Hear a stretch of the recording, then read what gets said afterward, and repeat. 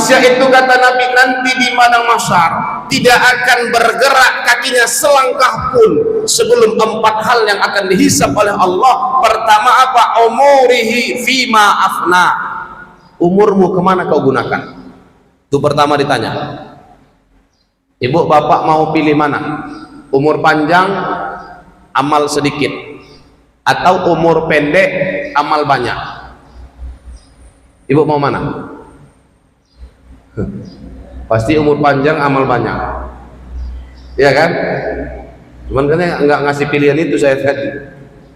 Tapi sebaik-baik manusia kata Allah umur panjang amalnya banyak. Mau kita, tapi mau Allah belum tentu seperti itu. Karena manusia ini ada umurnya yang panjang, amalnya sedikit. Umur panjang amal sedikit, hidup itu terasa singkat Bapak Ibu. Makanya makna panjang umur bukan karena umurnya 120 tahun baru diwafatkan Allah, bukan. 40 tahun usianya diwafatkan Allah, tapi ibadah terus selama hidupnya itu panjang umurnya Pak.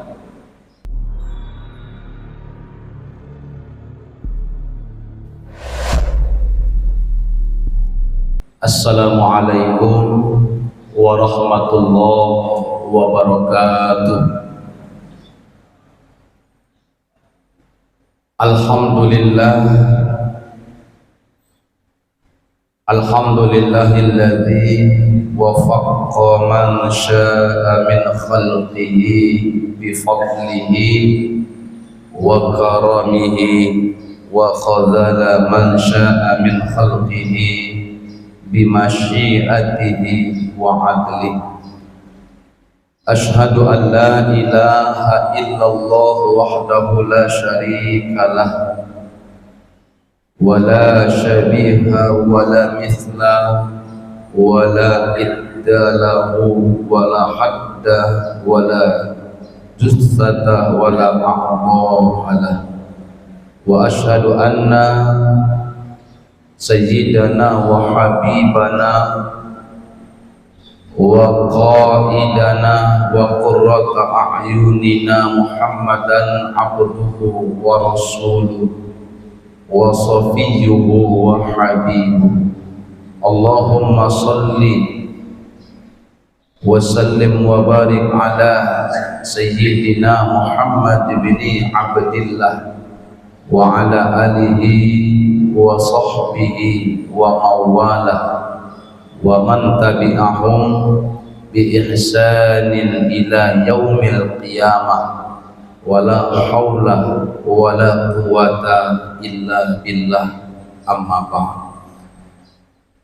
Yang saya hormati dan yang saya muliakan para alim, para ulama, tuan-tuan guru, tokoh agama, tokoh masyarakat, ketua masjid dan seluruh jajaran pengurus yang hadir,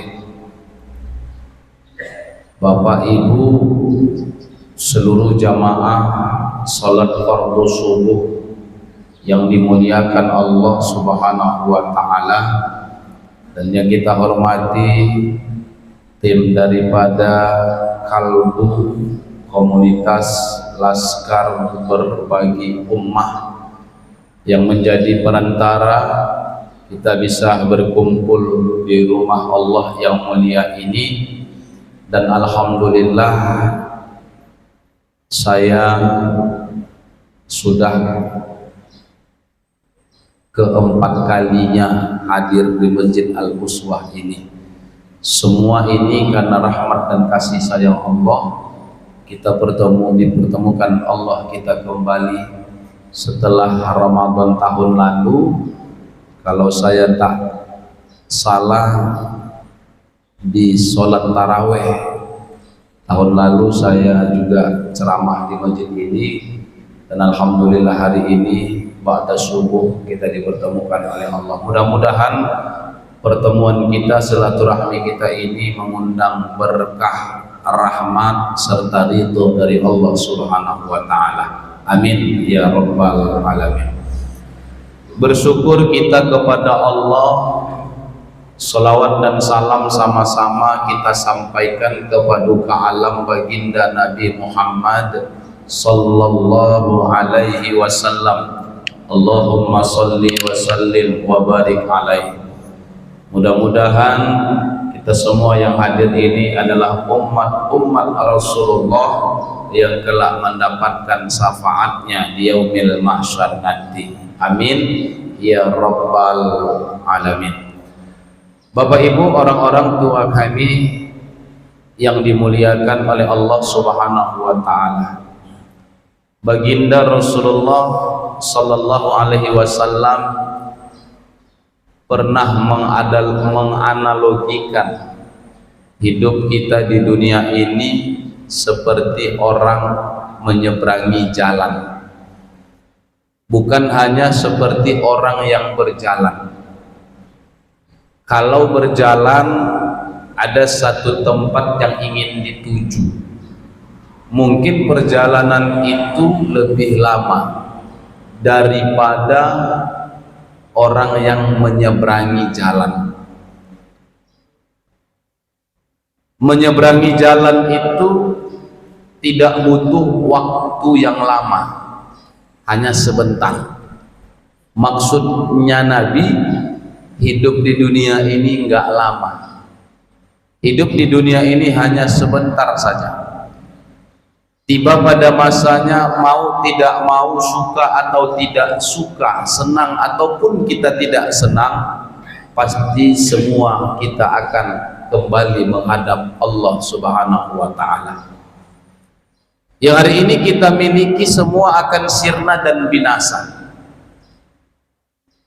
Dalam kitab Islahul Qulub yang dikarang oleh Syekh Mutawalli Asy-Sya'rawi, termaktub sebuah hadis baginda Rasulullah sallallahu alaihi wasallam.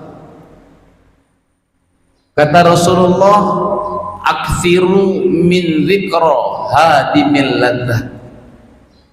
Perbanyaklah mengingat penghancur kenikmatan. Perbanyaklah mengingat penghancur kenikmatan, kata Nabi. Sahabat Bapak Ibu datang bertanya kepada Nabi, "Wa ma hadimil ladzat ya Rasulullah?" Apa itu penghancur kenikmatan ya Rasul? Nabi menjawab, "Al-maut." Penghancur kenikmatan itu adalah kematian. Apapun nikmat yang Allah berikan kepada kita sampai dengan detik ini, itu semua akan hilang dan binasa. Dan kematian itu datang tidak bisa dimajukan, tidak bisa dimundurkan, walaupun sedetik. Idza jaa ajaluhum la yastakhiruna sa'atan wa la yastaqdimun. Kalau ajal itu datang, kata Allah, sehebat apapun manusia tidak akan bisa menunda kematian itu. Fir'aun hebat, sampai-sampai mengaku dirinya Tuhan, tapi mati juga, Pak. Mudah bagi Allah mematikan Fir'aun. Ditenggelamkan Allah di dalam Laut Merah, Sungai Nil. Kematian Fir'aun, sebelum laut itu disatukan oleh Allah, ternyata Bapak Ibu, ada seekor lalat yang masuk ke kupingnya Fir'aun. Seekor lalat itulah yang menyebabkan Fir'aun mati. Bayangkan, Allah hinakan Fir'aun. Begitu hebatnya, dengan ilmu sihirnya, segala yang dia mau bisa dia dapatkan, sampai-sampai mengaku dirinya sebagai Tuhan. Hanya dengan seekor lalat yang kecil, Allah matikan Fir'aun. Ternyata kecil di hadapan Allah. Mau sekaya apapun kau, kata Allah, mau seterkenal apapun dirimu, gak ada yang bisa menunda kematian. Kau punya banyak harta, harta gak bisa nunda kematian. Kau punya jabatan, jabatan nggak bisa nunda kematian. Kau punya ilmu, ilmu juga nggak bisa menunda kematian. Banyak orang-orang yang alim, orang-orang terdahulu, semua menghadap kepada Allah. Nggak ada yang bertahan sampai sekarang, Bapak Ibu. Para ulama-ulama, orang-orang soleh yang berilmu luar biasa keilmuannya, semua juga sudah menghadap Allah Subhanahu wa Ta'ala. Ternyata kematian itu sudah vonis bagi kita. Bapak Ibu, maaf, ada kemarin oknum polisi petinggi membunuh personilnya. Siapa itu namanya, Pak? Ferdi Sambo. Vonisnya berapa tahun itu? Vonis apa, Pak? Hukumannya vonis mati kan? Pertanyaan saya, itu vonis bisa berubah nggak? Hah? Bisa berubah nggak vonisnya itu? Bisa, karena vonis dari makhluk. Bisa batal, bisa dimundurkan, atau bisa dipercepat vonisnya. Kapan saja bisa berubah, karena vonis itu adalah vonis dari makhluk. Tapi kalau vonis dari Allah, nggak ada yang bisa merubahnya. Siapa yang mampu merubah vonis Allah? Kullun nafsin dha'iqatul maut. Setiap yang bernyawa, mau apapun status sosial kalian, pasti akan mati. Ini vonis. Cuman kita nggak sadar, Bapak Ibu, bahwa kita ini semua sudah divonis. Dan vonis itu nggak bisa dirubah. Tiba masanya semua akan kembali menghadap Allah. Hidup ini nggak lama, itu kata Nabi. Yang kedua, orang menyeberangi jalan itu harus hati-hati. Lihat ke kanan, lihat ke kiri, ada kendaraan melintas, jangan nyebrang dulu. Udah nggak ada kendaraan, udah aman, baru nyebrang. Ini ya maksudnya Rasulullah apa? Hidup kalian di dunia juga harus seperti itu, hati-hati kata Nabi. Jangan sembarangan, hati-hati dalam berucap dan hati-hati dalam berbuat. Karena setiap ucapan dan perbuatan akan dipertanggungjawabkan di hadapan Allah Subhanahu wa Ta'ala. Semua ucapan, semua perbuatan, sekecil apapun. Tadi imam kita baca ayatnya, Bapak Ibu. فَمَنْ يَعْمَلْ مِثْقَالَ ذَرَّةٍ خَيْرًا يَرَهُ وَمَنْ يَعْمَلْ مِثْقَالَ ذَرَّةٍ شَرًّا يَرَهُ. Sekecil biji zarah kebaikan yang dilakukan manusia, Allah akan balas. Begitu juga sebaliknya, sekecil biji zarah pun keburukan yang dilakukan manusia pasti akan dibalas oleh Allah. Kebaikan dibalas dengan kebaikan, keburukan dibalas dengan keburukan. Bapak Ibu yang dimuliakan Allah, saya mau tanya Ibu, misalkan Allah matikan kita hari ini, Bu, kira-kira menurut Ibu tempat kita di mana? Surga atau neraka nanti diberikan Allah? Hah? Surga atau neraka, Bu? Surga. Pede amat Ibu. Yakin? Amin. Maunya kita masuk surga. Ada yang tahu, Pak, kalau seandainya Allah matikan kita, Allah masukkan ke surga atau ke neraka, kita kelak? Harapan kita Allah masukkan ke surga. Benar atau tidak? Ya terlihat, tergantung amal ibadah. Kita nggak bisa jawab itu, tapi Allah berikan jawaban. فَأَمَّا مَنْ ثَقُلَتْ مَوَازِينُهُ. Kalau timbangan yang baik lebih banyak kau lakukan dalam hidupmu. Apa ayat selanjutnya, Bu? Hah? فَأَمَّا مَنْ ثَقُلَتْ مَوَازِينُهُ فَهُوَ فِي aisyatir radiyah. Kebahagiaan Allah akan berikan, kebahagiaan yang diberikan Allah dengan ridhonya. Dunia diberikan, akhirat pasti juga akan diberikan. Kalau timbangan yang baik lebih banyak. Ayat selanjutnya Allah bilang apa? Wa amma man khaffat mawazinuh. Kalau timbangan yang buruk lebih banyak, jawaban Allah apa? Fa ummuhu hawiyah. Ini tempat kembali kita. Maka tempat kembalimu adalah neraka hawiyah. Wa ma adraka ma hiya. Apa itu neraka hawiyah? Narun hamiyah. Neraka yang panas membara-bara. Tidak ada satu manusia pun yang mampu menjangkau dengan logika, dengan akalnya bagaimana panas dan neraka hawiyah itu. Tempat kembali melihat amal perbuatan ketika hidup di dunia. Semua akan kita pertanggungjawabkan, sekecil apapun kebaikan maupun keburukan yang kita lakukan di dunia Allah Subhanahu wa taala ini. Tapi ketika nanti kita dimatikan oleh Allah, dunia ini diluluh lantahkan Allah, air lautan Allah tumpahkan ke daratan, semua manusia dimatikan Allah. Jangankan manusia Bapak Ibu, malaikat semua dimatikan oleh Allah Subhanahu wa taala. Di saat itu Allah berseru-seru, Allah sombong. Apa kata Allah? La ilaha illa ana. Tidak ada Tuhan selain aku, kata Allah. Tidak ada pemimpin selain aku, tidak ada penguasa selain aku saat ini. Mana penguasa-penguasa yang kuberikan amanah di dunia? Mana? Muncul. Tidak ada yang muncul saat itu Bapak Ibu. Semua dimatikan oleh Allah. Hanya Allah yang pantas sombong. Dan di saat itu Allah tunjukkan kesombongannya. Hanya aku sebagai Tuhan.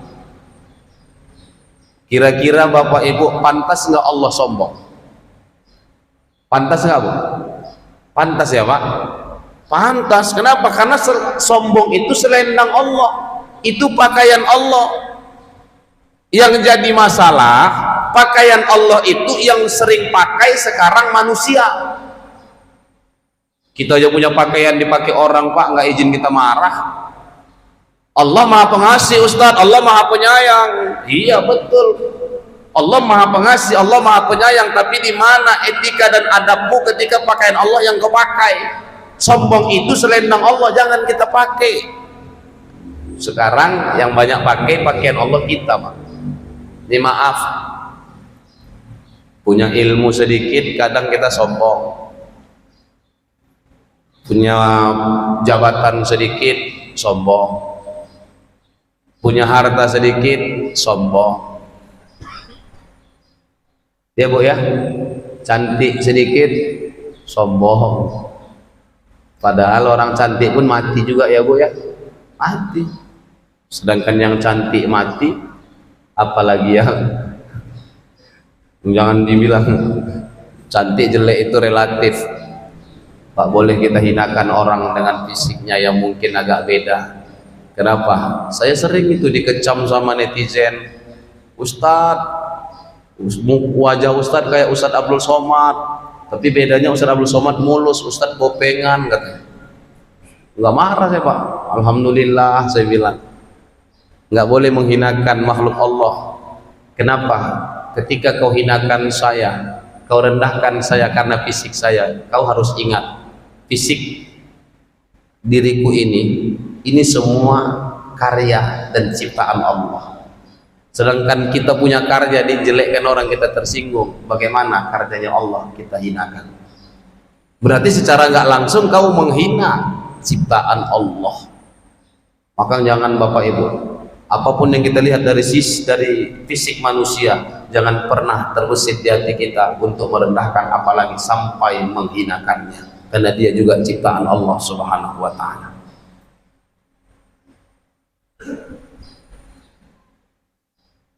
Cantik mati, kaya mati, jabatan tinggi mati. Apa yang kita sombongkan? Selesai istighfar Pak, selesai zikir, La ilaha illallah wahdahu la syarikalah, lahul mulku wa lahul hamdu yuhyi wa yumiitu wa huwa ala kulli syai'in qadir. Wala haula wala quwwata illa billahil aliyyil azim. La haula wala quwwata illa billah. Apa makna itu? Tidak ada daya dan upaya. Ini kita meniadakan kekuasaan dan kehebatan kita, kecuali itu semua adalah karunia Allah, itu milik Allah. Kita ngangkat takbiratul ihram, Allahu akbar, Allah yang maha besar. Mulut kita mengatakan Allah yang maha besar, kekuasaanmu besar ya Rabb, kehendakmu besar, ilmumu besar, kau yang maha besar. Ucapan, tapi perbuatan kadang-kadang bukan Allah yang kita besarkan, melainkan diri kita sendiri yang kita besarkan. Sehingga pendatang kesombongan muncul, merasa paling hebat, merasa paling baik, merasa paling benar. Manusia itu sombong karena tiga itu. Pertama karena jabatan, kedua karena harta, ketiga karena ilmu. Ini potensi sombongnya tinggi Bapak Ibu.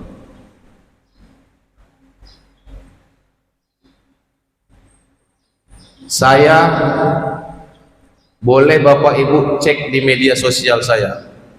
Bukan saya anti dengan pejabat dan politikus. Saya paling sangat minim berfoto dengan pejabat. Kenapa? Saya tidak katakan semua pejabat oknum, tapi kebanyakan ketika para ustadz atau para ulama dekat dengan pejabat. Pejabat itu kadang sering berpikir ustadz yang dekat dengan mereka hanya mau duit saja. Saya jaga itu Pak. Demi Allah, setiap saya ceramah dalam mukaddimah belum pernah penghormatan saya kepada pejabat lebih dulu. Pasti kepada ulama dulu saya hormati. Para alim, para ulama, baru kedua saya hormati pejabat. Kenapa? Karena bagi saya ulama itu lebih di atas daripada umara. Saya nggak anti dengan pemerintah.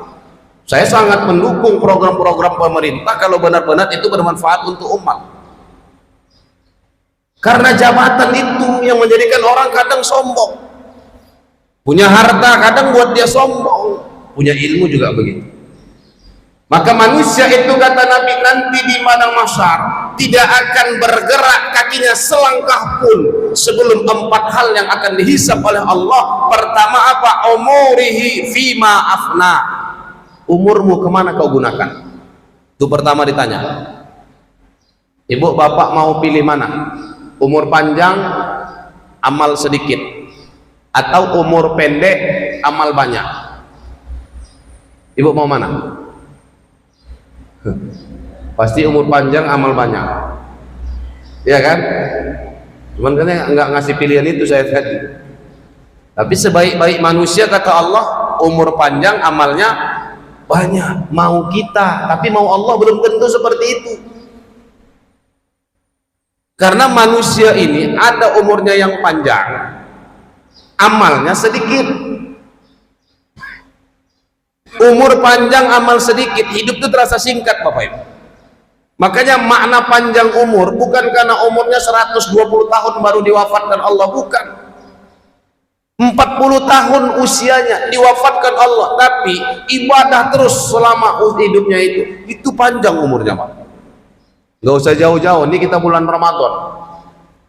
Waktu itu berjalan cepat bagi orang yang gak puasa.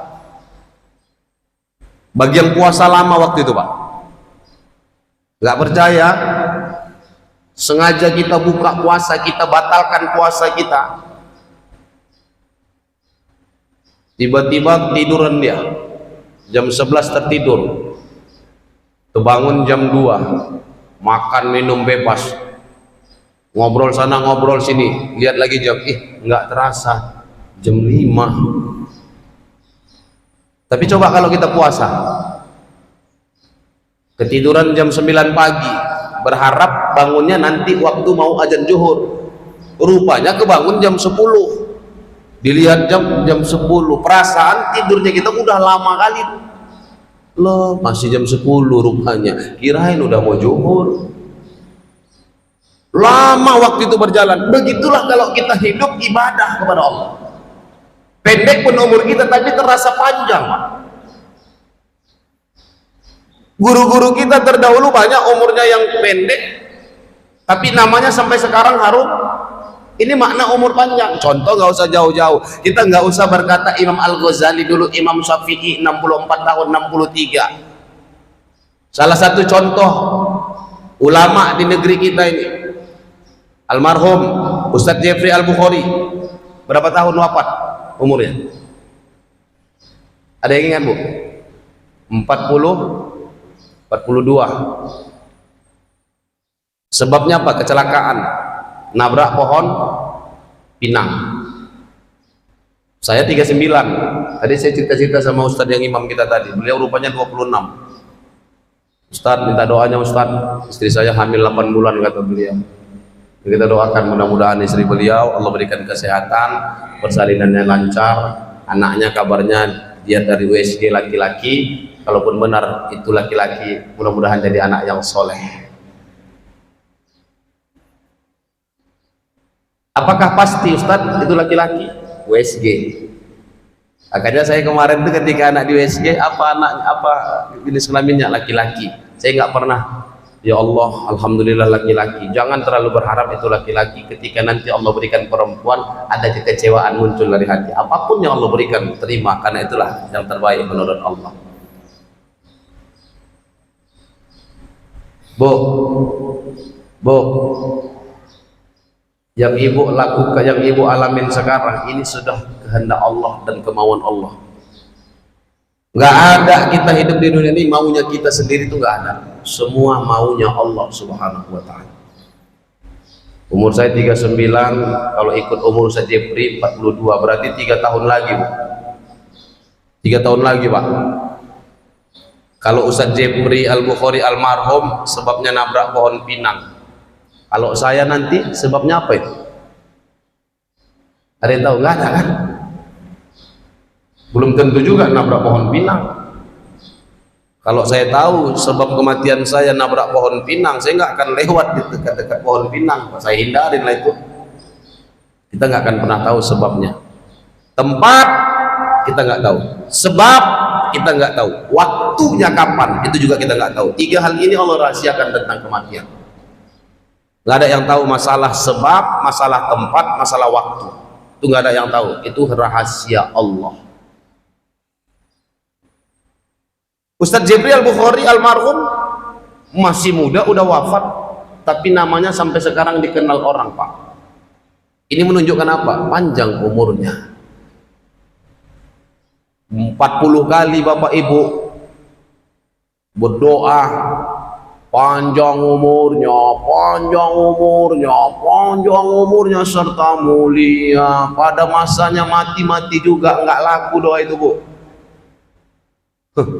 Kan udah Allah tetapkan. Terus untuk apa doa itu, Ustaz? Minta umur yang panjang. Umur yang panjang itu maksudnya apa? Ketika kita meninggal dunia, nama kita masih disebut-sebut orang, masih dikenang-kenang orang. Karena apa? Karena kebaikan kita. Itu makna panjang umur. Imam Syafi'i berapa abad yang lalu wafat, namanya sampai sekarang dikenang dan disebut orang. Imam Al-Ghazali kitabnya berapa banyak sekarang yang dipelajari para santri-santri di pondok pesantren. Ulama-ulama Nusantara, Syekh Nawawi Al-Bantani berapa banyak, Syekh Hasan Maksum, Yasin Al-Fadani, Khatib Al-Minangkabawi, ulama-ulama Nusantara, Pak. Kitab mereka tetap dipelajarin, tetap dibawa kemana-mana. Nama mereka sering dikenang, disebut, bahkan didoakan, walaupun mereka sudah nggak ada di dunia. Ini makna panjang umur. Kita maunya seperti itu. Ya minimalnya walaupun umur kita nggak panjang pendek, tapi amal kita banyak. Ya Bu ya, karena itu yang kita bawa untuk menghadap Allah. Dan Allah akan tanyakan, kemana kau gunakan umurmu?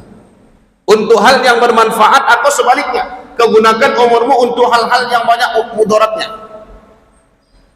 Tuh dipertanggungjawabkan. Yang kedua yang kita pertanggungjawabkan di hadapan Allah Subhanahu wa taala, wa an jasadihi fima ablah.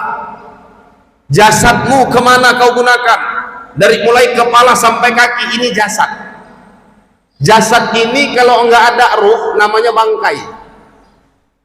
Kita manusia karena ada ruh Pak, makanya kita mulia. Kalau enggak ada ruh enggak ada apa-apanya kita ini. Pak Gubernur datang ke Masjid Al-Uswah ini, dia ngomong, saya mau istirahat atau saya nginap di rumah salah satu jamaah Masjid Al-Uswah. Kira-kira siapa yang mau menerima saya untuk istirahat dan nginap di rumahnya? Saya yakin Pak, bukan sedikit di antara kita mau menerima Pak Gubernur. Pak, di rumah saya aja Pak. Pak, rumah saya aja Pak. Pak, di rumah saya aja Pak. Semua berebut. Kenapa? Karena masih ada jabatan dan masih ada ruh di dalam jasadnya.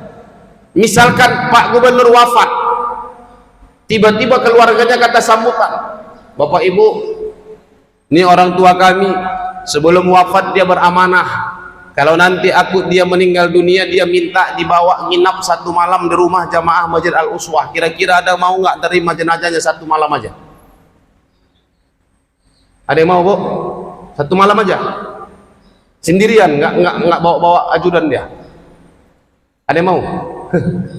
Mana ada yang berani Pak? Jenazahnya nggak mau kita Pak, kita tolak. Tapi waktu ada ruhnya masih hidup, kita sambut baik-baik. Ternyata ini jasad kita ini karena ada ruhnya makanya mulia. Nggak ada ruh, tengok di dalam liang lahat, waktu nimbunnya jadi pijak-pijak orang kita Pak, jadi bangkai. Tapi ini dipertanggungjawabkan di hadapan Allah. Matamu, hidungmu, kupingmu, mulutmu, tanganmu, kakimu, semua ini akan kau pertanggungjawabkan di hadapan Allah.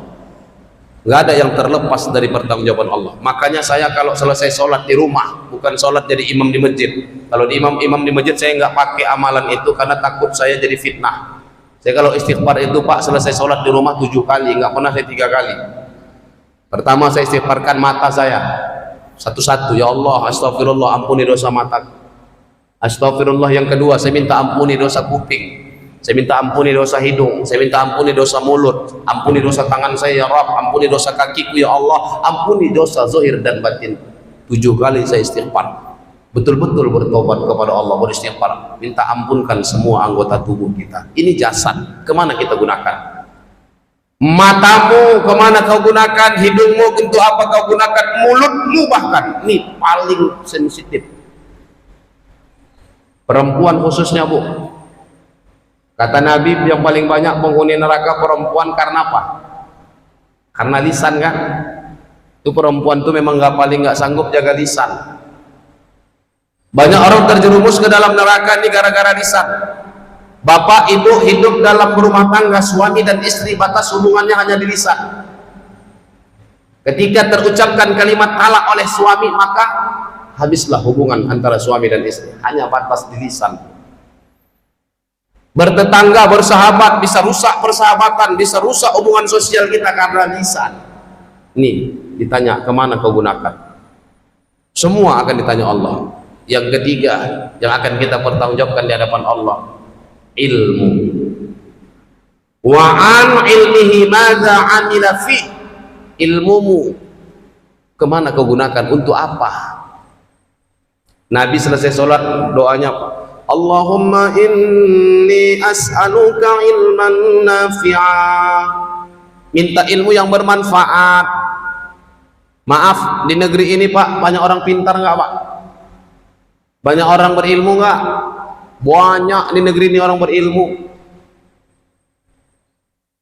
tapi ilmu yang kadang-kadang mereka punya bukan hanya untuk kemaslahatan umat, hanya untuk kepentingan diri pribadi mereka. Saking kan banyaknya orang pintar. Tadi malam ada pertandingan sepak bola Pak. Tadi malam nggak salah, Leverkusen ya sama Bayern Munchen kalau nggak salah sih. Begitu habis babak pertama, muncullah komentator. Komentatornya orang mana Pak? Orang Jerman atau orang Indonesia? Yang main, yang bertanding itu klubnya klub Jerman. Yang komentator orang Indonesia. Hebat Pak komentatornya, harusnya seperti ini, harusnya seperti itu. Toh Indonesia nggak masuk Piala Dunia. Komentatornya hebat-hebat Pak. Sama penonton itu, penonton sepak bola, supporter sepak bola, paling pintar tuh Pak. Bayangin aja sekelas Leo Messi aja bisa digoblok-goblokin sama supporter. Padahal yang goblokin aja nggak bisa main bola. Itulah komentator, itulah netizen, itulah supporter. Kita juga hidup tuh begitu. Di masjid ini aja banyak netizennya Pak. Harusnya jangan kayak gini cara bangunannya, harusnya jangan kayak gitu, catnya kok warna ini, coba dulu gini begitu. Itu kadang-kadang yang komentar tuh infak aja nggak pernah. Udah infak nggak pernah, komentarnya nomor 1. Kalau ada orang seperti itu Pak, anggap aja orang sakit. Itu ada penyakitnya itu. Kenapa? Memang itulah netizen, komentator tuh paling baik. Penonton itu selalu merasa paling pintar daripada pemain. Kalau kau sanggup jadi penonton, duduk yang tenang. Nggak sanggup jadi pemimpin, jadi penonton. Nggak sanggup jadi pemain, udah jadi penonton yang baik. Nggak usah lagi begini begitu, merasa paling pintar, merasa paling benar. Kita banyak orang berilmu, tapi kenapa hari ini negeri kita ini begini saja Pak? Mana makmurnya negara-negara Timur Tengah daripada Indonesia? Makmur negara sana, kaya orangnya mana? Orang-orang Timur Tengah. Padahal luasnya negara kita ini lebih luas. Kayanya lebih kaya Pak. Negeri kita ini negeri kaya loh. Siapa bilang negara miskin? Negeri kita ini sistemnya sistem bos. Sistem orang hebat. Kalau bos itu dia nggak mau kerja, dia mau terima bersih. Negeri kita begitu. Kita punya emas, kita malas ngolah, panggil aja orang luar ngolah. Ambil aja, kalian bawa negara kalian, nanti udah jadi kami beli lagi. Nah itu kan orang kaya namanya Pak. Negeri kita ini negeri kaya loh. Siapa bilang negeri miskin? Tapi kenapa seperti jalan di tempat? Banyak orang pintar, tapi kepintarannya, keilmuannya hanya untuk diri mereka sendiri. Maka Nabi minta apa? Ilmu bermanfaat. Aku berikan ilmu ya Rabb, tapi ilmu ini ilmu bermanfaat untuk siapa? Untuk umat, bukan untuk diriku sendiri. Al ilmu bila amalin kasyajari bila samarin. Orang berilmu kalau tidak diamalkan itu seperti pohon tanpa buah. Nggak ada buahnya, cuman hanya tempat berteduh dari panas matahari ataupun hujan. Kalau lapar dan haus nggak ada yang bisa dimakan. Tuh orang berilmu. Hati-hati Bapak Ibu. Yang terakhir keempat, yang akan kita pertanggungjawabkan di hadapan Allah, wa an malihi min aina tasabahu wa fima anfaqah. Hartamu. Masalah umur hanya ditanya Allah kemana kau gunakan. Masalah jasad Allah hanya bertanya kemana kau gunakan. Masalah ilmu Allah juga hanya bertanya kemana kau gunakan. Tapi masalah harta Allah bertanya dulu dari mana kau dapatkan dan kemana kau gunakan. Dua pertanyaan tentang harta. Yang lain pertanyaannya satu, masalah harta. Dua, dari mana kau dapatkan? Dapat dari jalan yang baik, tapi kau gunakan ke jalan yang nggak baik, tetap akan menjadi pertanggungjawaban di hadapan Allah. Atau sebaliknya, kau gunakan ke jalan yang baik, tapi kau dapatkan dengan cara yang tidak baik, Allah juga tidak ridho. Innallaha la yuhibbul muhsinin. Allah itu tidak suka kepada yang tidak baik. Allah itu apa? Innallaha yuhibbul muhsinin. Allah itu hanya mencintai yang menyenangi yang baik-baik. Dapat cara yang baik, digunakan ke jalan yang baik, itu akan kita pertanggungjawabkan di hadapan Allah. Masalah harta, ingat Bapak Ibu, masalah harta, tentang harta inilah banyak manusia itu tidak peduli dengan sesamanya. Kenapa? Karena yang merusak kita masalahnya itu Bapak Ibu. Saya yakin Pak, komunitas, kelompok, organisasi kalau berbicara masalah duit banyak slack. Ini banyak bentrok. Gara-gara duit. Awalnya ayo kita berjuang sama-sama. Ketika masuk urusan duit, udah mulai berjuang sendiri-sendiri. Ini yang merusak. Bukan harus kita jadi orang Islam itu miskin terus, enggak, harus jadi orang Islam yang optimis.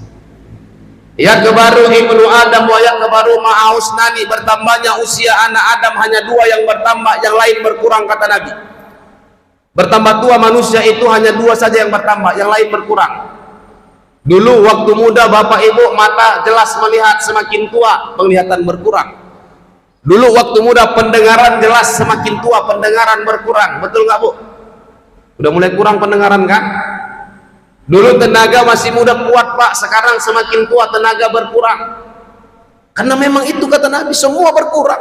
Nafsu makanmu dulu waktu muda masih bisa makan semuanya, sekarang makan durian sudah mikirin kolesterol, udah mikirin tensi, asam urat, asam lambung, semua dipikirin kan? Cuman dua yang bertambah kata Nabi. Yang bertambah pertama apa? Semakin tua manusia, hubbul mal, bertambah cinta dengan harta. Hati-hati masalah harta. Kita akan bertanggung jawab dengan apa yang kita miliki. Mudah-mudahan Bapak Ibu, apapun yang kita punya hari ini, yang dititipkan oleh Allah, mampu kita maksimalkan sebaik-baiknya. Baik itu umur kita, jasad kita, ilmu kita, apalagi harta kita. Harta yang Allah titipkan bukan untuk menyombongkan diri, tapi angkatlah marwah agamamu dengan hartamu. Ulama-ulama tasawuf sekalipun hidupnya penuh dengan dunia, penuh dengan harta. Bukan berarti kita ngaji jadi orang itu harus pesimis, nggak peduli dengan dunia, seolah-olah harta itu nggak penting. Jangan kita berbicara harta tidak penting. Islam itu jaya karena juga butuh dengan harta. Berapa banyak sahabat-sahabat Nabi yang dulunya kaya, yang menghabiskan hartanya berjuang untuk agama Allah. Bahkan Khadijah dan Rasulullah saja kaya semasa hidupnya, ketika meninggal dunia habis harta mereka untuk agama Allah Subhanahu wa taala. Mudah-mudahan kita juga mampu mencontoh bagaimana perjuangan Rasulullah dan Khadijah dan para sahabat-sahabat Nabi. Makanya Pak, saya paling malu kalau punya rumah gedong, mobil mewah, terus diupload di media sosial. Malunya kenapa? Malu sama jamaah? Tidak. Tapi orang banyak bangga sama jamaah. Tapi saya malu, bukan hanya malu sama jamaah, tapi malu sama Rasulullah. Rasulullah dan Khadijah dulunya kaya, gara-gara dakwah jadi miskin. Kenapa? Para ustadz sekarang dulunya miskin, gara-gara dakwah jadi kaya.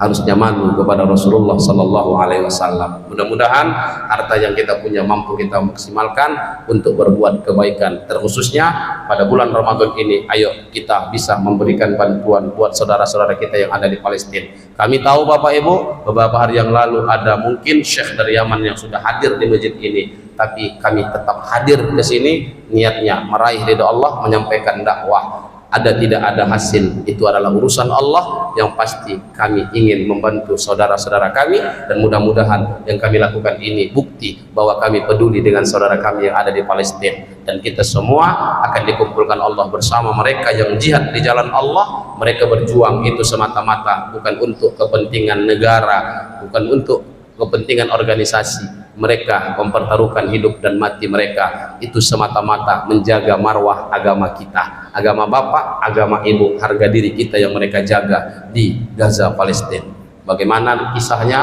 tadi sudah ditujukan oleh tim kita dari Kalbu. Mudah-mudahan kita mampu berkontribusi buat saudara-saudara kita yang ada di Palestina, dan sekiranya ibadah kita hari ini menjadi ibadah yang paling terbaik selama Ramadan yang lalu. Amin ya Rabbal Alamin. Itu saja, kepada Allah saya mohon ampun. Seluruhnya Bapak Ibu saya mohon dimaafkan. Nasr minallah wa fadlun qarib wa wasyiril mu'minin. Assalamualaikum warahmatullahi wabarakatuh.